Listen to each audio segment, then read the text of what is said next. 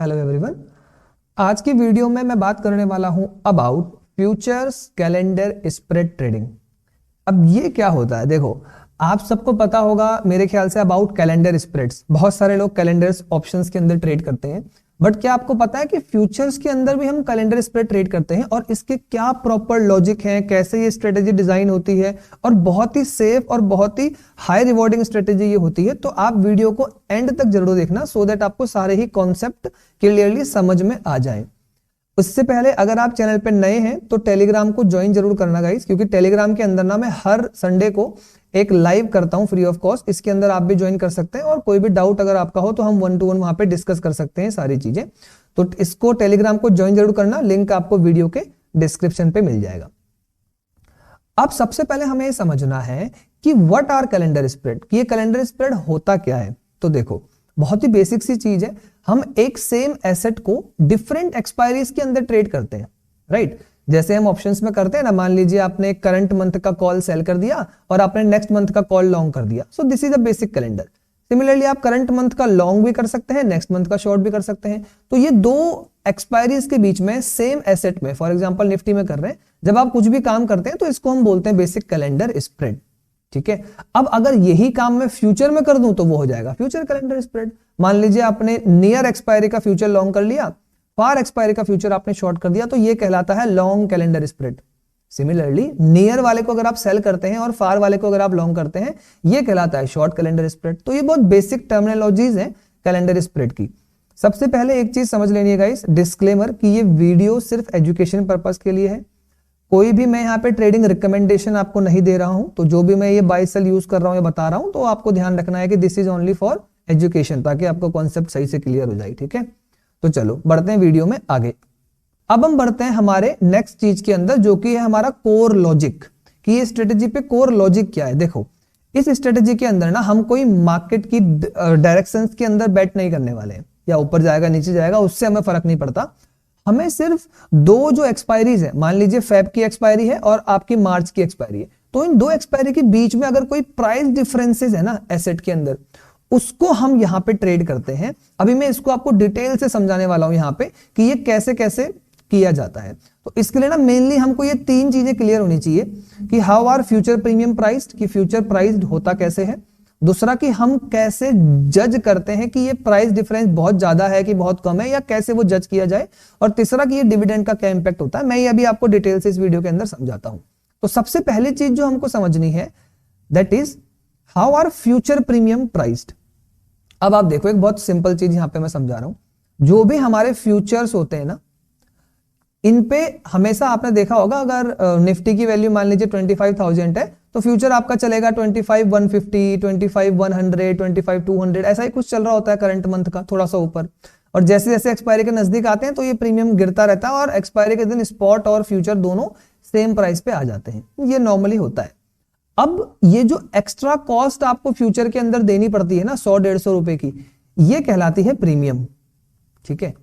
तो अब ये प्रीमियम डिसाइड कैसे होता है ना, तो थ्योरेटिकली ये क्या होना चाहिए, ये होना चाहिए मोटा मोटी आपका जो रेट ऑफ इंटरेस्ट होता है ना, risk free rate of interest economy में। जैसे इंडिया के अंदर अभी मानो कि आप 6% चल रहा है risk free rate of return, FD में आप इतना कमा ले रहे हैं, तो इसका मतलब ये हो गया कि ये तो एनुअलाइज्ड है। अगर एक महीने का देखेंगे तो 0.5% आएगा, ठीक है, डिवाइड बाय 12 कर दोगे तो इसका मतलब ये हो गया कि 0.5% का प्रीमियम हर महीने के फ्यूचर में होना चाहिए।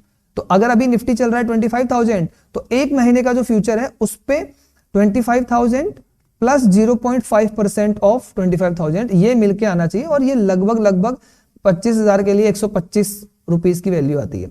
तो 25,125 की वैल्यू होनी चाहिए आपके फ्यूचर की। ये एक मोटा मोटी एजम्पशन हो गया हमारा।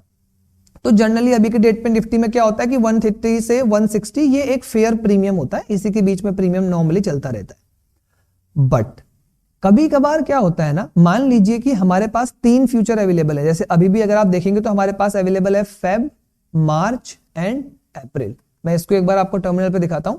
यहां पे आप देखेंगे फेब, मार्च, अप्रैल, ये 3 फ्यूचर हमारे पास अभी के टाइम पे चल रहे हैं, ठीक है। इसको मैं थोड़ा सा जूम कर लेता हूं। अब अगर आप यहां पे देखेंगे तो होगा क्या, यू कैन सी, क्योंकि अभी क्या है ना एग्जैक्ट एक मंथ नहीं है, हम 7 फेब के दिन मैं ये वीडियो रिकॉर्ड कर रहा हूं। तो हो क्या रहा है करंटली अगर आप देखेंगे मार्केट 693 पे दिखा रहा है, ये 729 पे दिखा रहा है, और इसमें एक्चुअली एडजस्टमेंट भी होती है वो क्लास 30 मिनट की क्लोजिंग वगैरह वाला। तो बट आप जब लाइव में देखेंगे तो हो सकता है इसमें थोड़ा सा प्रीमियम अभी 80 पॉइंट्स का चल रहा होगा फॉर एग्जाम्पल, है ना। फिर जब हम चेक करेंगे मार्च के लिए तो आप देखेंगे इसमें चलेगा 80 फेब का, प्लस फिर जो इसका लगभग 130 या 160 के बीच में कुछ होगा तो वो लगभग यहाँ पे चलेगा। सिमिलरली इसमें ये इसको आप 2 से मल्टीप्लाई कर देंगे, वो यहाँ पे चलना चाहिए। ये नॉर्मली फ्यूचर्स के प्रीमियम चलते हैं। मुझे कहां पे इंटरेस्ट है, क्योंकि हम तो फ्यूचर्स में ट्रेड कर रहे हैं तो हमको स्पॉट से इतना ज्यादा कुछ लेना देना नहीं है। हमको इंटरेस्ट है इनके बीच के प्रीमियम में कितना डिफरेंस है, समझ रहे हैं ना। तो ये दिस इज रिक्वायर्ड। अब बहुत ध्यान से समझना, मैं ये जानना चाहता हूं कि ये 886 और 729 इसके बीच में डिफरेंस कितना है। ऑब्वियस सी बात है इनके बीच का डिफरेंस भी 130 से 160 के अप्रॉक्स रहना चाहिए, भले आप कितने ही फ्यूचर लगा के चेक करेंगे। इंडेक्स के अंदर भी यही होता है, स्टॉक्स के अंदर भी यही होता है, ठीक है। तो इस कॉन्सेप्ट को ध्यान से समझना। और ये कहां से आया, वही 0.5% के अप्रॉक्स की वैल्यू होती है ये। लेकिन जर्नली क्या होता है ना, कई बार आपको अपॉर्चुनिटीज मिलती है और ये प्रीमियम 150 की जगह हो सकता है आपको 100 पे मिल जाए, या हो सकता है कभी आपको 200 पे मिल जाए। तो उस पॉइंट पे हमारे पास कुछ ट्रेडिंग अपॉर्चुनिटीज आती हैं और फिर हम उनको कैश इन करते हैं। जैसे इसको मैं आपको ना एक बहुत बेसिक, मैंने इसका एक कोड लिखा है, मैं आपको दिखाता हूं। जैसे ये कोड है, इसमें आप देखेंगे आउटपुट, अभी थोड़ा सा इसको समझने में आपको हो सकता है दिक्कत आए, बट आपको ये लास्ट वाली लाइन देखनी है बस, ठीक है। This is the final output. ये क्या बता रहा है, निफ्टी का स्पॉट, करंट मंथ फ्यूचर का प्राइस, सेकेंड मंथ फ्यूचर का प्राइस और थर्ड मंथ फ्यूचर का प्राइस। उसके बाद ये स्पॉट माइनस जो आपका मतलब current month future minus spot की वैल्यू 56 पॉइंट्स है अभी जो प्रीमियम है।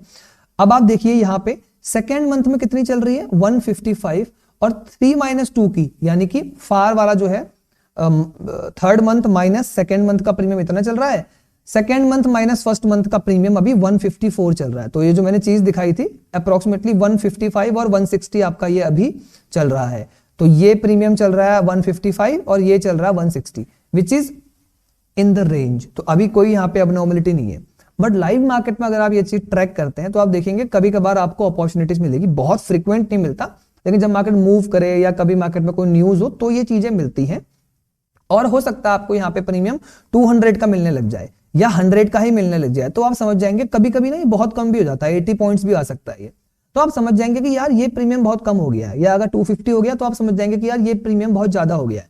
तो इस पे हम ट्रेड कैसे करते हैं, अब आप आइए यहां पे वापस, इस पे हम ट्रेड करते हैं by this rule, if spread is too high, अगर वो 150 की जगह आपको 200 और 250 ऐसा कुछ मिलने लग जाए तो हम क्या करते हैं, we will buy the calendar spread, यानी कि buy near future, sell far expiry वाला फ्यूचर। लेकिन अगर वही प्रीमियम मान लीजिए आपको 60, 50 या 80 इस रेंज पे आके मिलने लगा तो आप कर देते हैं उस स्प्रेड, क्योंकि स्प्रेड बहुत लो है तो हम उसे सेल करते हैं, यानी नियर फ्यूचर जो एक्सपायरी है उसको हम सेल करते हैं, जो फार फ्यूचर एक्सपायरी है उसको हम बाय कर लेते हैं।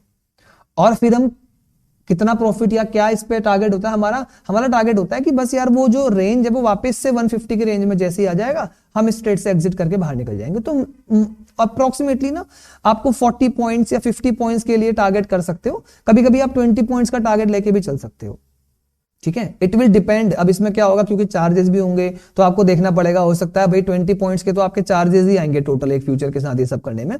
तो आपको मानो ये स्प्रेड मिल गया 80 पे, तो आपने 80 पे नहीं जाके आप चाहो कि मैं डाउन साइड 60 पे बनाऊंगा और अपसाइड 250 पे बनाऊंगा, तो ये आपकी रेंज हो गई। जब भी इस रेंज में कभी मिले तो ही आप अपने ट्रेड एग्जीक्यूट करेंगे। तो ये आई गेस इतना समझ में आपको आता होगा, ये तो बेसिक चीजें हैं कि मैं कितने स्प्रेड पे उसे एग्जीक्यूट करूं, ठीक है। ऐसा नहीं कि बस 5-10 पॉइंट में ही कर दिया, क्योंकि वो तो चार्जेस ही खा जाएगा आपका, ठीक है। तो यहाँ पे ये चीज थोड़ी सी समझनी होती है कि हमको एक बेसिकली थ्रेशोल्ड डिफाइन रखना होता है कि भाई यहाँ उसके दूर ही जाके मैं करूंगा, इतना नजदीक में मुझे 15-20 पॉइंट के लिए नहीं जाना। 40-50 पॉइंट्स अगर मेरे को नेट प्रॉफिट मिलेगा तो I will execute the trade, या मुझे 20 पॉइंट्स अगर नेट प्रॉफिट मिलेगा तो I will execute the trade. ये आप यहाँ पे बेसिकली अपना एक रूल लेके चल सकते हैं। तो आपको मैंने बताया कि भाई अगर स्प्रेड बहुत ज्यादा हो तो लॉन्ग कर रहे हैं। अब ये क्यों कर रहे हैं ना, ये थोड़ा सा समझ लीजिए। देखो मानो ये प्रीमियम अभी आपको 150 मिल रहा है, which is second month minus first month, यानी कि ये है आपका मार्च का फ्यूचर और ये है आपका फेब का फ्यूचर करंटली जो आप देख रहे हैं यहाँ पे एलटीपी दिखा रहा है, ठीक है। मार्केट क्लोज्ड है तो ये प्रीवियस क्लोज्ड एलटीपी दिखा रहा है आपको। अब मैंने क्या किया, अगर आप देखेंगे इनके बीच का डिफरेंस अभी 150 है, लेकिन अगर ये डिफरेंट इनके बीच का मान लीजिए 200 हो जाए तो वो कैसे होगा, ये मान लेते हैं 25,700 पे आ जाए और ये मान लेते हैं 25,900 पे आ जाए, अब क्या हुआ, और स्पॉट मान लें आपका यही चल रहा है 673, तो इसका मतलब क्या है ना कि जो नियर फ्यूचर है वो 25,700 पे, थोड़ा फार वाला 25,900 पे, यानी प्रीमियम इज इंक्रीज्ड टू 200। अगर बढ़ गया है, प्रीमियम इज हाई, तो वी विल बाय।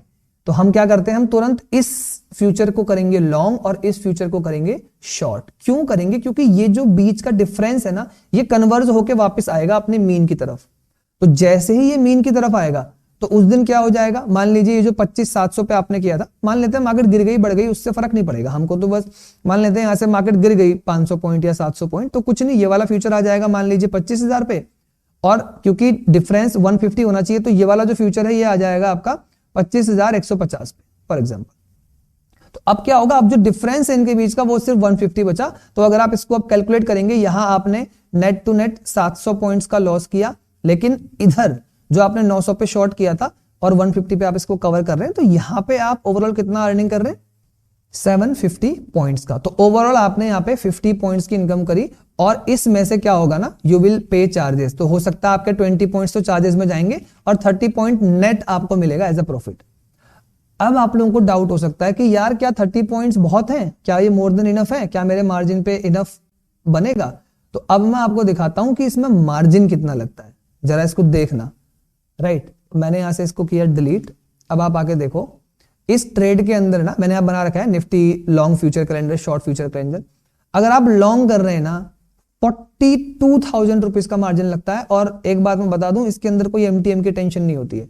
तो कई लोगों को डाउट आता है एमटीएम आ जाएगा, अरे एक में आएगा तो एक में जाएगा, तो बहुत फ्यूचर्स के एमटीएम साथ सेटल होंगे ना डे एंडिंग पे, तो इसमें डेल्टा का तो कोई रोल ही नहीं है, डेल्टा तो जीरो है आपका, करेक्ट। तो डेल्टा का कोई मतलब ही नहीं है, तो आपको नेगेटिव या पॉजिटिव बहुत बड़ा नहीं दिखता कभी भी स्क्रीन पे कुछ, तो इस चक्कर में कोई एमटीएम नहीं आता। और मार्जिन आपका सिर्फ 43, 44, 45 आप मान के चलें, इतना मार्जिन एक लॉट एग्जीक्यूट करने के लिए लगता है।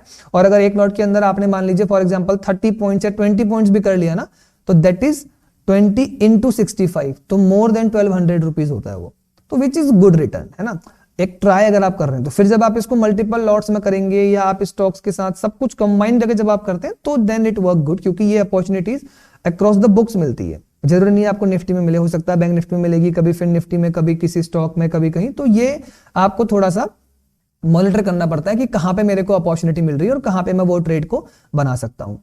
तो आई होप आपको ये समझ में आया होगा कि ये कैसे चलता है। अब इसमें ना एक छोटा सा ट्वीक है जो हमें समझना है, विच इज दिस डिविडेंड।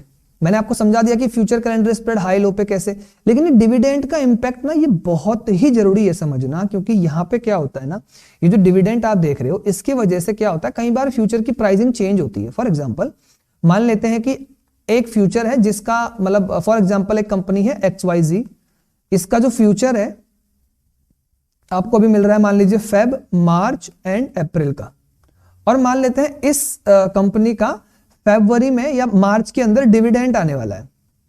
तो मार्च का जो फ्यूचर होगा ना, अब मान लीजिए डिविडेंड आने वाला है अगर 10 पॉइंट्स का, तो मार्च का फ्यूचर ऑटोमेटिक 10 पॉइंट डिस्काउंट लेके चल रहा होता है। तो ये आपको ध्यान रखना होता है कि अगर किसी भी स्टॉक में, कभी कभार इंडेक्सेस में भी, इंडेक्स में खैर डिविडेंड का इतना इशू नहीं होता क्योंकि वो अक्रॉस द बुक्स डिविडेंड आते हैं, ऐसा नहीं है कि पूरे इंडेक्स का डिविडेंड आ रहा है, तो वहां पर उतना बड़ा इंपैक्ट नहीं आता। लेकिन अगर कभी आपको ये चीज स्टॉक्स में करनी है तो आपको वहां पे डिविडेंड को कंसीडर करके चलना पड़ता है कि अगर किसी स्टॉक का डिविडेंड आ रहा है तो वो डिविडेंड का रेट फिर आपको फ्यूचर के साथ एडजस्ट करना होता है बिफोर कैलकुलेटिंग द स्प्रेड। ये थोड़ा सा कॉम्प्लेक्स है इसलिए मैं भी नहीं बता रहा। तो जब भी आप डिविडेंड पे आए तो आप उस स्टॉक को स्किप कर सकते हो कि भाई जिसके डिविडेंड आने वाला है आप इवेंट मॉनिटर करिए। अगर डिविडेंड किसी का आने वाला है तो अगले 1-2 महीने उसके अंदर आप ट्रेड मत करो। आपको दिख जाएगा फ्यूचर्स के अंदर कि अनएक्सपेक्टेड आप देखेंगे फेब का फ्यूचर चल रहा है 100 रुपीज, मार्च का चल रहा होगा 98 रुपीज और अप्रैल का फिर आपका 100 चल रहा होगा फॉर एग्जाम्पल। तो आप समझ गए यार दिस इज काइंड ऑफ अजीब सा सिस्टम है, कुछ मैं देखता हूं कि क्या प्रॉब्लम है। तो आप जाके देखेंगे तो आपको यहाँ पे कई बार समझ में आ जाएगा।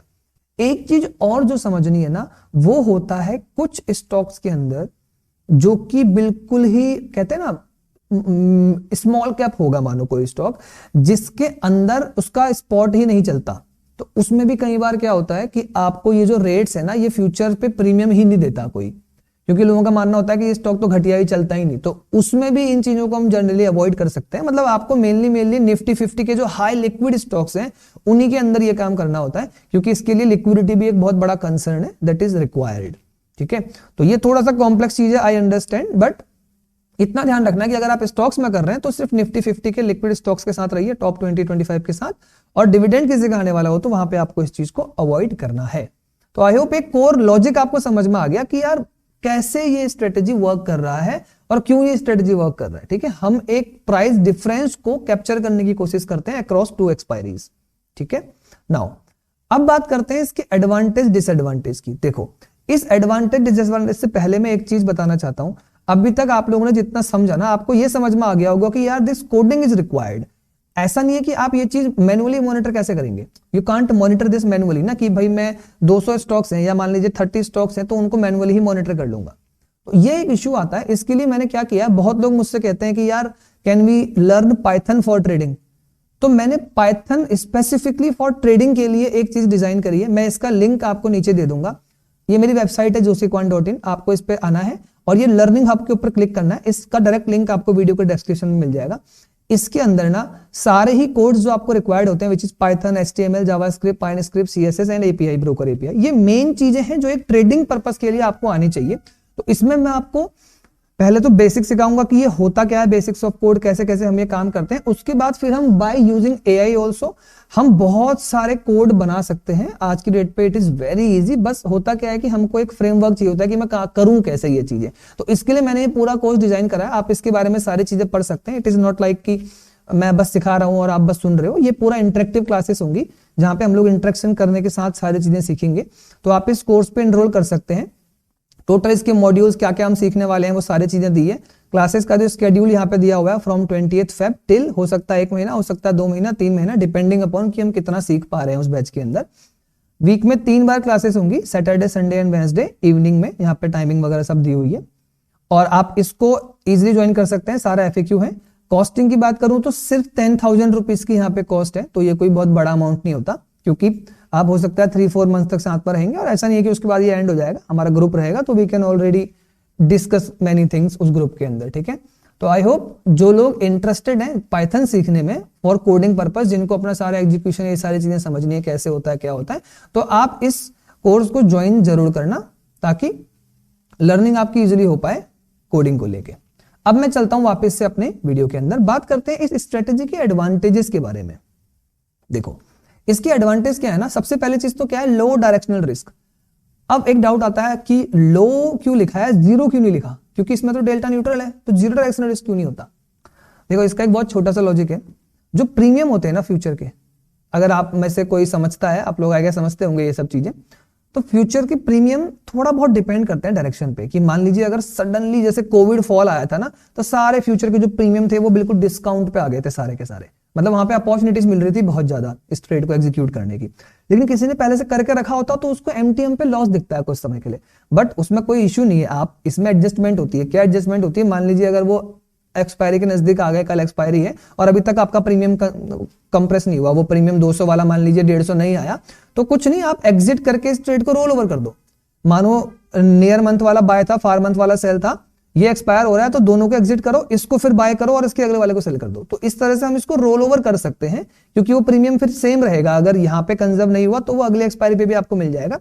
बस हम रोल ओवर करते रहते हैं, हो सकता है 3 महीने बाद फिर वो वापस से कंजर्व होकर नीचे आ जाए। तो ये एक बेसिक चीज है जो इसके अंदर करी जाती है एडजस्टमेंट करने के लिए। छोटा मोटा लॉट है तो नीड नहीं है, बट अगर आप बड़े लॉट पे कर रहे हैं तो ये एडजस्टमेंट भी लोग करते हैं। तो डायरेक्शनल रिस्क बहुत ही माइन्यूट होता है, लेकिन जीरो कुछ भी नहीं होता मार्केट में। ठीक है, तो एक तो ये एडवांटेज है इसका कि इसके अंदर डायरेक्शनल रिस्क बिल्कुल भी नहीं है। मार्केट कहीं भी चला जाए 8-10% फर्क नहीं आता आपको। लोअर मार्जिन रिक्वायरमेंट, जैसे आपने देखा 40-45 के में ही आपका एक लॉट की ट्रेड प्रॉपर चले जाती है। तो मल्टीपल लॉट्स या हाई अकाउंट साइज में भी आप इस ट्रेड को कर सकते हैं। ये सिस्टमेटिक है, डेटा ड्रिवन है, तो आप इस पे एल्गोस बना सकते हैं, या मानो इसको टेस्टिंग करना हो और आपके पास क्रिस्प डेटा अगर है तो फिर आप टेस्टिंग भी कर सकते हैं। बट इसमें इतना कोई टेस्टिंग का नीड नहीं है कि भाई, क्योंकि आपको पता है एक बेसिक लॉजिक है वो काम करता है। Right now the point is risk क्या है इसके अंदर, ये बहुत जरूरी है समझना। रिस्क क्या है ना, पहली चीज है लिक्विडिटी मैटर्स। तो ऐसा ना हो कि आप करने जा रहे हैं और आपने बिना बिड आस्क देके ही ऑर्डर फेंक दिए, तो आपको देखना पड़ेगा कि लिक्विडिटी इंडेक्स में अच्छी हो। ठीक है, जैसे निफ्टी, बैंक निफ्टी ओके हैं, बट मान लीजिए अगर आप कोई छोटे मोटे स्टॉक में जा रहे हैं तो चेक करना पड़ेगा आपको कि क्या लिक्विडिटी वहां पे मिल रही है, बहुत बड़े स्लिपेज तो नहीं आ रहे हैं मेरे को। दूसरा जो रिस्क है वो क्या है ना, प्रॉफिट स्मॉल होते हैं। तो इसलिए आपको एग्जीक्यूशन थोड़ा सा ध्यान से लेके चलना होता है। ये जो एग्जीक्यूशन की बात है ना, इसको थोड़ा सा अच्छे से करना होता है। ऐसा ना, कभी कभी क्या होता है आप एग्जीक्यूट कर रहे हैं, एक फ्यूचर चला गया, दूसरा गया ही नहीं, फिर जब तक आप देख के वापस डालने गए तब तक तो मार्केट मूव हो चुकी थी। तो ये दोनों साइमल्टेनियसली बास्केट ऑर्डर आप लगा के कर सकते हो या अपने एल्गो के थ्रू कर सकते हो। तो ये चीजें इसमें ध्यान देने वाली है, ये एक रिस्क इस ट्रेडिंग का होता है, ठीक है। और थर्ड जो बहुत बड़ी जरूरी चीज है दैट इज इंडेक्स के अंदर ना इतनी अपॉर्चुनिटी नहीं होती है। हो सकता है 3-4 महीने में एक अपॉर्चुनिटी मिल जाएगी या हर क्वार्टर आपको 2 अपॉर्चुनिटी मिली, ये इसमें नॉर्मली मिलती है। बहुत बड़ी अपॉर्चुनिटी इसके अंदर नहीं मिलती है, मतलब हो सकता है हर महीने आपको 20 पॉइंट्स की अपॉर्चुनिटी मिल जाएगी, इससे ज्यादा नहीं मिलेगा। तो ये एक पॉसिबिलिटी है, हो सकता है 2 महीने में आपको 30 पॉइंट्स मिल रहे हो, ये चीजें होती है। तो थोड़ा सा ये रिस्क इसके अंदर होता है, इसलिए हम इसको डाइवर्सिफाई करते हैं across stocks, index and multiple thing, अगर आपके पास और भी जरिया है कुछ ट्रेड करने का फ्यूचर्स को, तो ठीक है। तो आई गेस आपको समझ में आ गया होगा कि ये कंप्लीट स्ट्रेटेजी क्या है, कैसे वर्क करती है। Last and one more time, अगर कोई भी डाउट हो इसमें, जो कि मुझे लगता है 100% होंगे बहुत सारे डाउट, टेलीग्राम को जरूर ज्वाइन कर लेना, क्योंकि यही आपके लिए एक अच्छा मेथड है टू डिस्कस डाउट। और आप कमेंट के अंदर भी जरूर डाउट लिख सकते हैं, मैं रिप्लाई करता हूं आफ्टर सीइंग द कमेंट्स, ठीक है। तो अभी के लिए इतना ही रखते हैं, मिलूंगा आपसे नेक्स्ट वीडियोस में कुछ और बेटर इस तरीके की लर्निंग के साथ। तब तक के लिए टेक केयर, बाय बाय।